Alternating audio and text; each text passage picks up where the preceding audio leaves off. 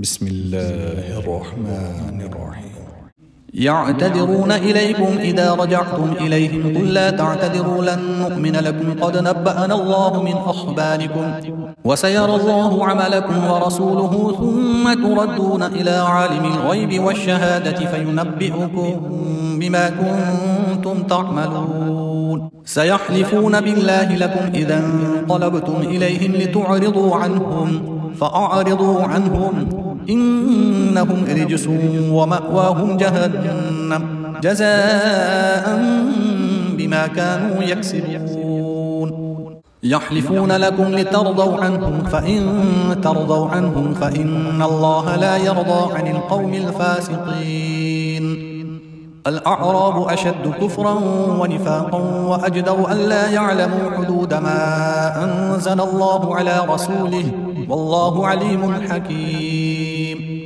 ومن الأعراب من يتخذ ما ينفق مغرما ويتربص بكم الدوائر عليهم دائرة السوء والله سميع عليم. ومن الأعراب من يؤمن بالله واليوم الآخر ويتخذ ما ينفق قربات عند الله وصلوات الرسول ألا إنها قربة لهم سيدخلهم الله في رحمته إن الله غفور رحيم. والسابقون الأولون من المهاجرين والأنصار والذين اتبعوهم بإحسان رضي الله عنهم ورضوا عنه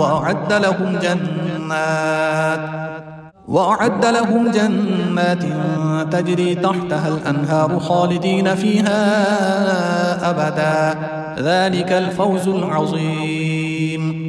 وممن حولكم من الأعراب منافقون ومن أهل المدينة مردوا على النفاق لا تعلمهم نحن نعلمهم سنعذبهم مرتين ثم يردون إلى عذاب عظيم. وآخرون اعترفوا بذنوبهم خلطوا عملا صالحا وآخر سيئا عسى الله أن يتوب عليهم إن الله غفور رحيم.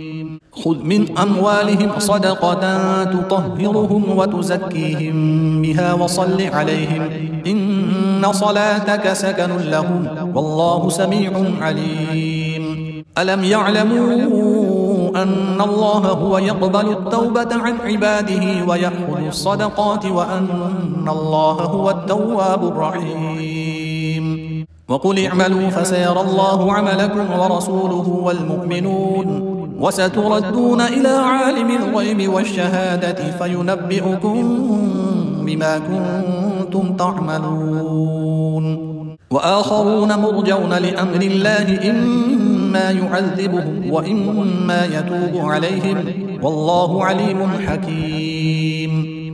والذين اتخذوا مسجدا ضرارا وكفرا وتفريقا بين المؤمنين وإرصادا لمن حارب الله ورسوله من قبل وليحلفن إن أردنا إلا الحسنى والله يشهد إنهم لكاذبون.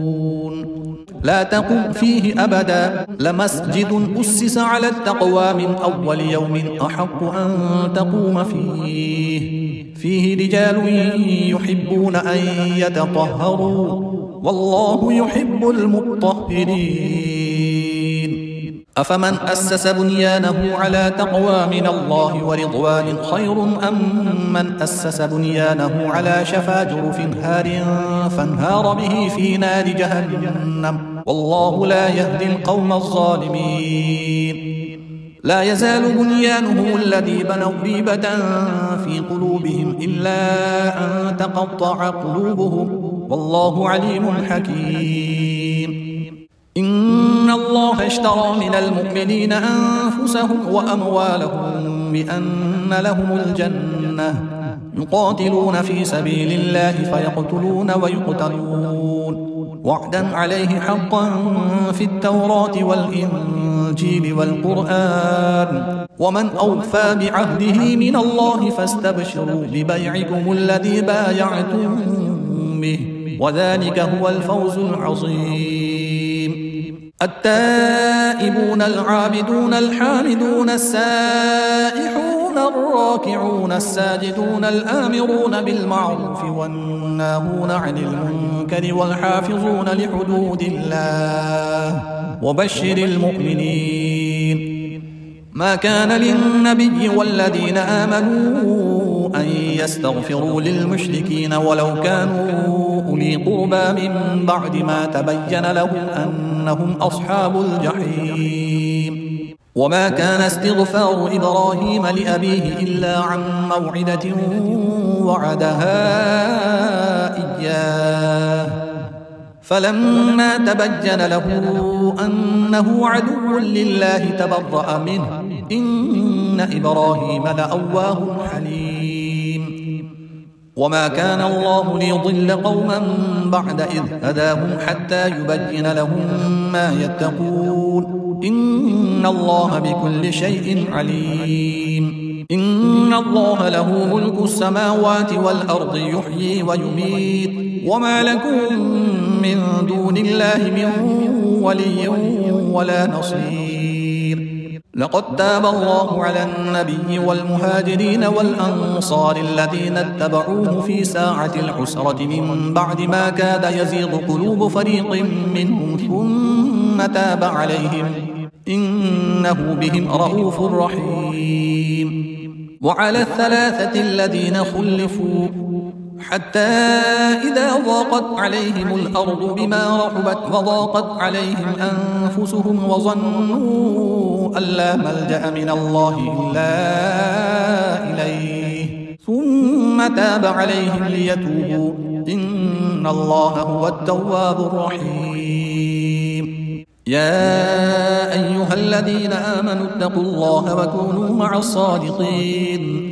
ما كان لأهل المدينة ومن حولهم من الأعراب أن يتخلفوا عن رسول الله ولا يرغبوا بأنفسهم عن نفسه ذلك بأنهم لا يصيبهم ظمأ ولا نصب ولا مخمصة في سبيل الله ولا يطؤون موطئا يغيظ الكفار ولا ينالون من عدو نيلا إلا كتب لهم به عمل صالح إن الله لا يضيع أجر المحسنين.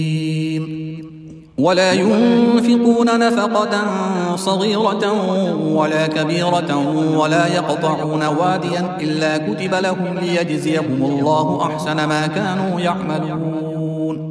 وما كان المؤمنون لينفروا كافة فلولا نفر من كل فرقة منهم طائفة ليتفقهوا في الدين ولينذروا قومهم إذا رجعوا إليهم لعلهم يحذرون. يا أيها الذين آمنوا قاتلوا الذين يلونكم من الكفار وليجدوا فيكم غلظة واعلموا أن الله مع المتقين. وإذا ما أنزلت سورة فمنهم من يقول أيكم زادته هذه إيمانا فأما الذين آمنوا فزادتهم إيمانا وهم يستبشرون وأما الذين في قلوبهم مرض فزادتهم رجسا إلى رجسهم وماتوا وهم كافرون. أولا يرون أنهم يفتنون في كل عام مرة أو مرتين ثم لا يتوبون ولا هم يذكرون. وإذا ما أنزلت سورة نظر بعضهم إلى بعض هل يراكم من أحد ثم انصرفوا صرف الله قلوبهم بأنهم قوم لا يفقهون. لقد جاءكم رسول من أنفسكم عزيز عليه ما عنتم حريص عليكم بالمؤمنين رؤوف رحيم. فإن تولوا فقل حسبي الله لا إله إلا هو عليه توكلت وهو رب العرش العظيم. بسم الله الرحمن الرحيم. ألف لام را تلك آيات الكتاب الحكيم. أكان للناس عجبا أن أوحينا إلى رجل منهم أن أنذر الناس وبشر الذين آمنوا أن لهم قدم صدق عند ربهم. قال الكافرون إن هذا لساحر مبين. إن ربكم الله الذي خلق السماوات والأرض في 6 أيام ثم استوى على العرش يدبر الأمر ما من شفيع إلا من بعد إذنه ذلكم الله ربكم فاعبدوه أفلا تذكرون. إليه مرجعكم جميعا وعد الله حقا إنه يبدأ الخلق ثم يعيده ليجزي الذين آمنوا وعملوا الصالحات بالقسط والذين كفروا لهم شراب من حميم وعذاب أليم بما كانوا يكفرون. هو الذي جعل الشمس ضياء والقمر نورا وقدره منازل لتعلموا عدد السنين والحساب ما خلق الله ذلك إلا بالحق يفصل الآيات لقوم يعلمون. إن في اختلاف الليل والنهار وما خلق الله في السماوات والأرض لآيات لقوم يتقون. إن الذين لا يرجون لقاءنا ورضوا بالحياة الدنيا واطمأنوا بها والذين هم عن آياتنا غافلون أولئك مأواهم النار بما كانوا يكسبون. إن الذين آمنوا وعملوا الصالحات يهديهم ربهم بإيمانهم تجري من تحتهم الأنهار في جنات النعيم دعواهم فيها سبحانك اللهم وتحيتهم فيها سلام وآخر دعواهم أن الحمد لله رب العالمين. ولو يعجل الله للناس الشر استعجالهم بالخير لقضي إليهم أجلهم فنذر الذين لا يرجون لقاءنا في طغيانهم يعمهون. وإذا مس الإنسان الضر دعانا لجنبه أو قاعدا أو قائما فلما كشفنا عنه ضره مر كأن لم يدعنا إلى ضر مسه كذلك زين للمسرفين ما كانوا يعملون. ولقد أهلكنا القرون من قبلكم لما ظلموا وجاءتهم رسلهم بالبينات وما كانوا ليؤمنوا كذلك نجزي القوم المجرمين.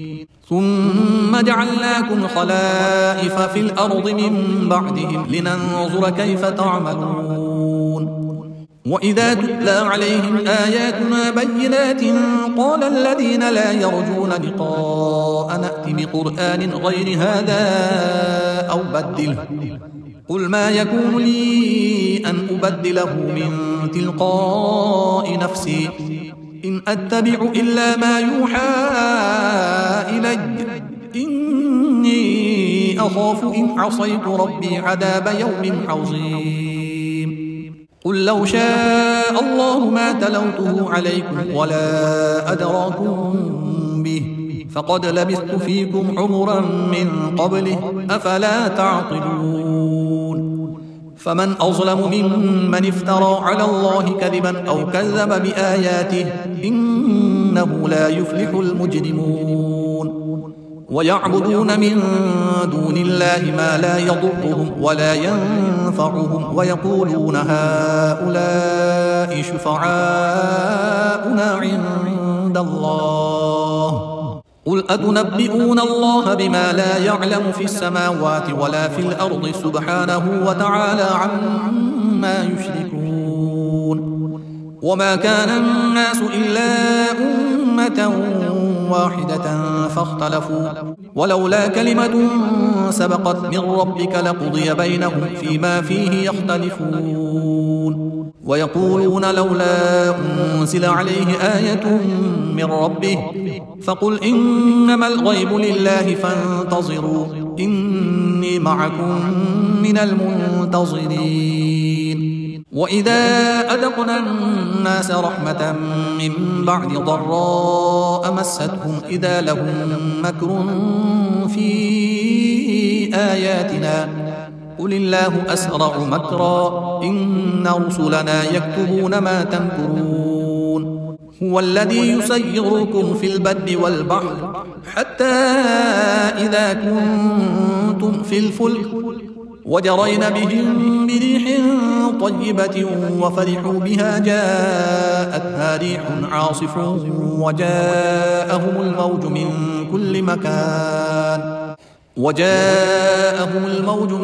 كل مكان وظنوا أنهم أحيط بهم دعوا الله مخلصين له الدين لئن أنجيتنا من هذه لنكونن من الشاكرين فلما أنجاهم إذا هم يبغون في الأرض بغير الحق يا أيها الناس إنما بغيكم على أنفسكم متاع الحياة الدنيا ثم إلينا مرجعكم فننبئكم بما كنتم تعملون إنما مثل الحياة الدنيا كماء أنزلناه من السماء فاختلط به نبات الأرض مما يأكل الناس والأنعام حتى إذا أخذت الأرض زخرفها وزينت وظن أهلها أنهم قادرون عليها أتاها أمرنا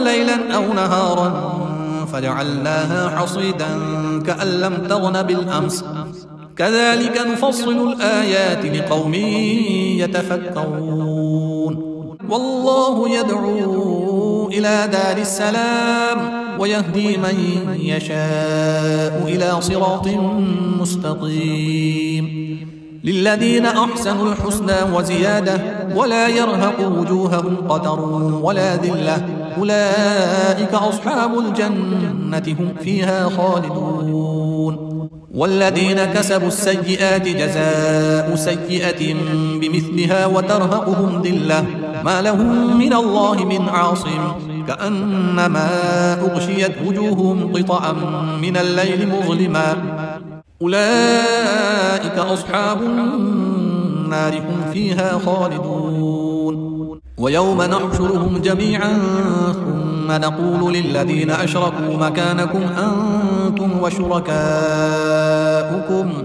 فزيلنا بينهم وقال شركاؤهم ما كنتم إيانا تعبدون فكفى بالله شهيدا بيننا وبينكم إن كنا عن عبادتكم لغافلين هنالك تبلو كل نفس ما أسلفت وردوا إلى الله مولاهم الحق وضل عنهم ما كانوا يفترون قل من يرزقكم من السماء والأرض أم من يملك السمع والأبصار ومن يخرج الحي من الميت ويخرج الميت من الحي ومن يدبر الأمر فسيقولون الله فقل أفلا تتقون فذلكم الله ربكم الحق فماذا بعد الحق إلا الضلال فأنا تصرفون كذلك حقت كلمة ربك على الذين فسقوا أنهم لا يؤمنون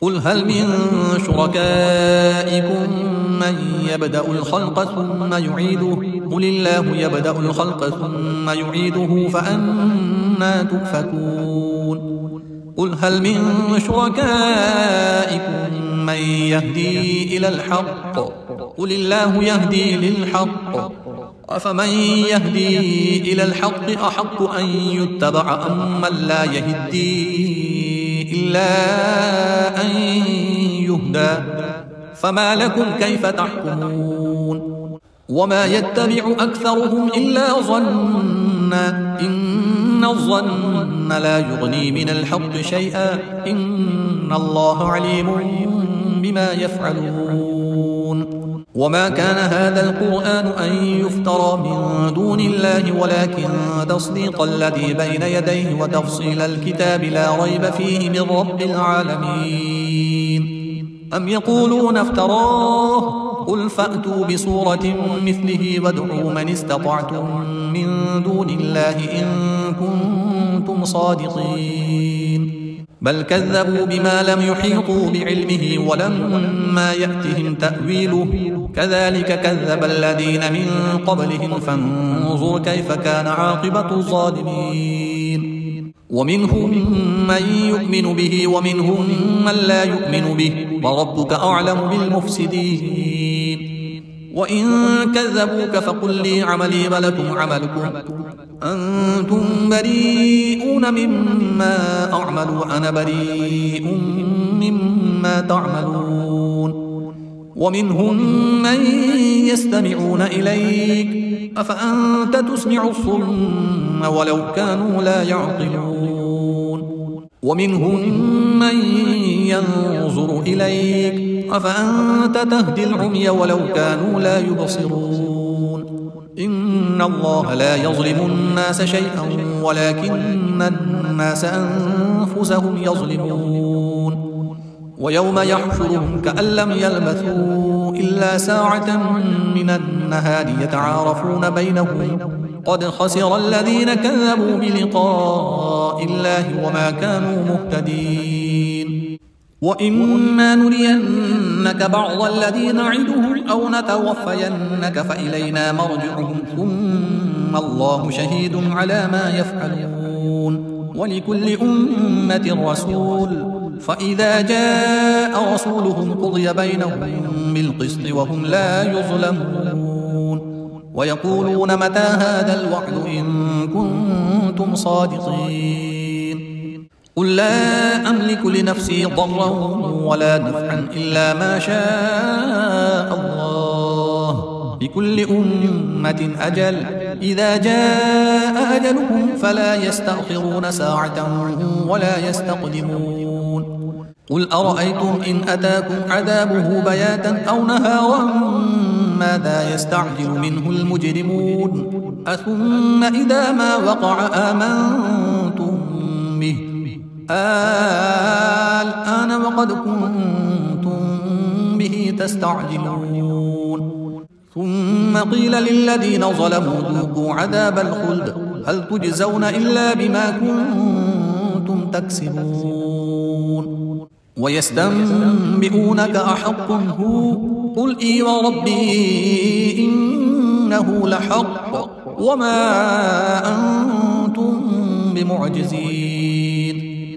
ولو أن لكل نفس ظلمت ما في الأرض لافتدت به وأسروا الندامة لما رأوا العذاب وقضي بينهم بالقسط وهم لا يظلمون. ألا إن لله ما في السماوات والأرض ألا إن وعد الله حق ولكن أكثرهم لا يعلمون. هو يحيي ويميت وإليه ترجعون. يا أيها الناس قد جاءتكم موعظة من ربكم وشفاء لما في الصدور وهدى ورحمة للمؤمنين. قل بفضل الله وبرحمته فبذلك فليفرحوا هو خير مما يجمعون. قل أرأيتم ما أنزل الله لكم من رزق فجعلتم منه حراما وحلالا قل الله أذن لكم أم على الله تفترون. وما ظن الذين يفترون على الله الكذب يوم القيامة إن الله لذو فضل على الناس ولكن أكثرهم لا يشكرون. وما تكون في شأن وما تتلو منه من قرآن ولا تعملون من عمل إلا كنا عليكم شهودا إذ تفيضون فيه وما يعزب عن ربك من مثقال ذرة في الأرض ولا في السماء ولا أصغر من ذلك ولا أكبر إلا في كتاب مبين. ألا إن أولياء الله لا خوف عليهم ولا هم يحزنون الذين آمنوا وكانوا يتقون لهم البشرى في الحياة الدنيا وفي الآخرة لا تبديل لكلمات الله ذلك هو الفوز العظيم ولا يحزنك قولهم إن العزة لله جميعا هو السميع العليم ألا إن لله من في السماوات ومن في الأرض وما يتبع الذين يدعون من دون الله شركاء إن يتبعون إلا الظن وإن هم إلا يخرصون هو الذي جعل لكم الليل لتسكنوا فيه والنهار مبصرا إن في ذلك لآيات لقوم يسمعون قالوا اتخذ الله ولدا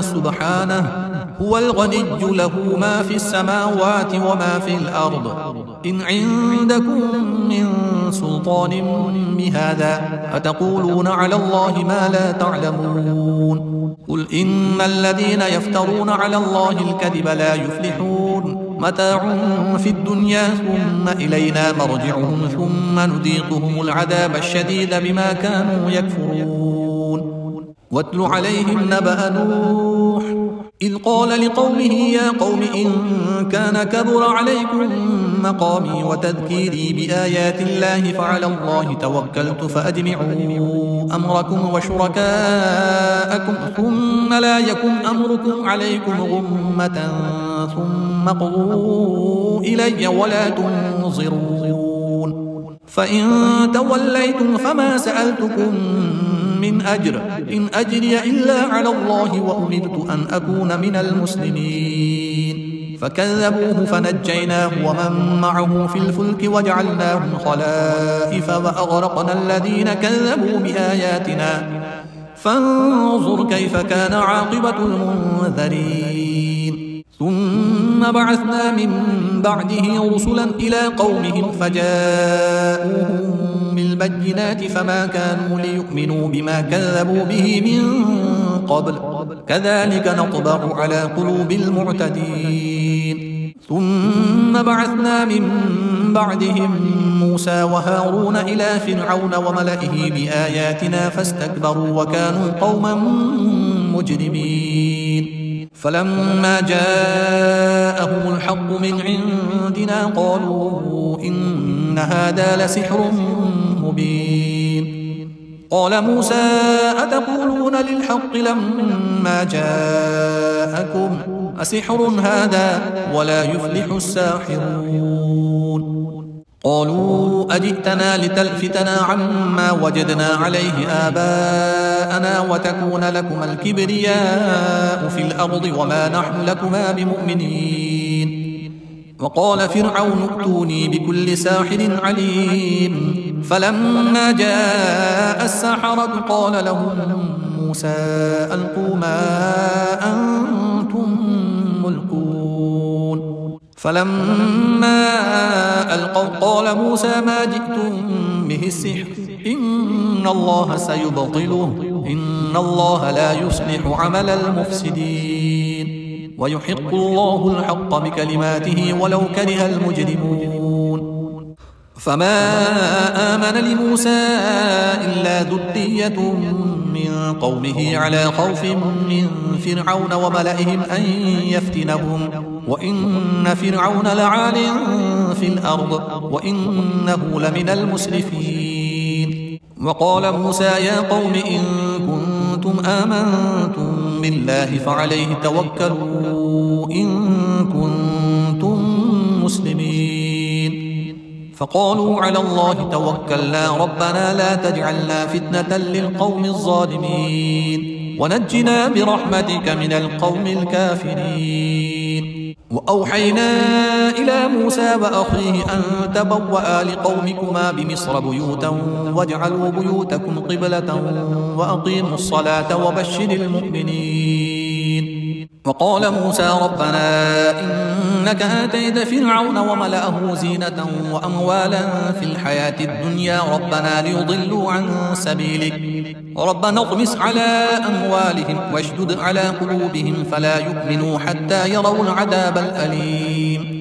قال قد أجيبت دعوتكما فاستقيما ولا تتبعان سبيل الذين لا يعلمون وجاوزنا ببني إسرائيل البحر فأتبعهم فرعون وجنوده بغيا وعدوا حتى إذا أدركه الغرق قال آمنت أنه لا إله إلا الذي آمنت به بنو إسرائيل وأنا من المسلمين الآن وقد عصيت قبل وكنت من المفسدين فاليوم ننجيك ببدنك لتكون لمن خلفك آية وإن كثيرا من الناس عن آياتنا لغافلون ولقد بوأنا بني إسرائيل مبوأ صدق ورزقناهم من الطيبات فما اختلفوا حتى جاءهم العلم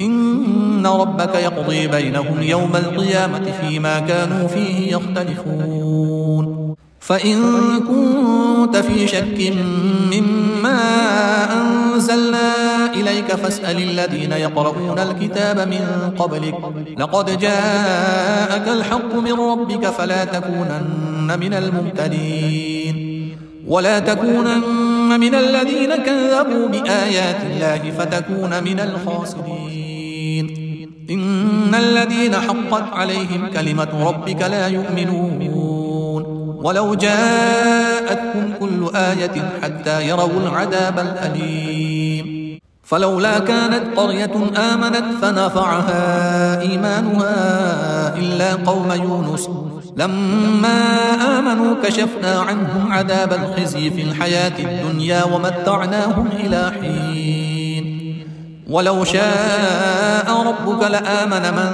في الأرض كلهم جميعا أفأنت تكره الناس حتى يكونوا مؤمنين وما كان لنفس أن تؤمن إلا بإذن الله ويجعل الرجس على الذين لا يعقلون قل انظروا ماذا في السماوات والأرض وما تغني الآيات والنذر عن قوم لا يؤمنون فهل ينتظرون إلا مثل أيام الذين خلوا من قبلهم قل فانتظروا إني معكم من المنتظرين ثم ننجي رسلنا والذين آمنوا كذلك حقا علينا ننجي المؤمنين قل يا أيها الناس إن كنتم في شك من ديني فلا أعبد الذين تعبدون من دون الله ولكن أعبد الله الذي يتوفاكم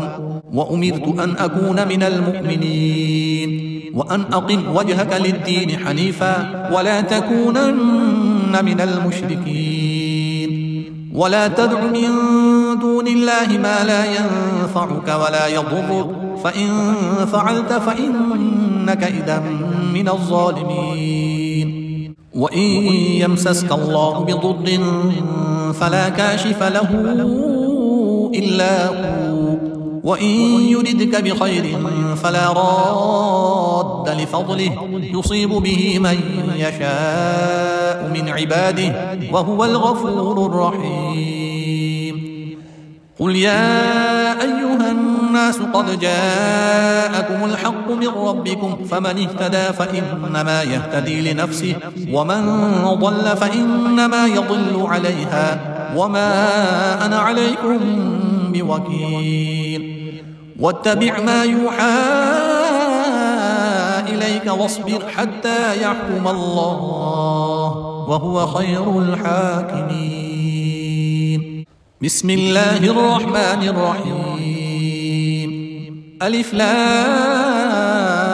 را كتاب أحكمت آياته ثم فصلت من لدن حكيم خبير ألا تعبدوا إلا الله إنني لكم منه نذير وبشير وأن استغفروا ربكم ثم توبوا إليه يمتعكم متاعا حسنا إلى أجل مسمى ويؤت كل ذي فضل فضله وإن تولوا فإني أخاف عليكم عذاب يوم كبير إلى الله مرجعكم وهو على كل شيء قدير ألا إنهم يثنون صدورهم ليستخفوا منه ألا حين يستغشون ثيابهم يعلم ما يسرون وما يعلنون إنه عليم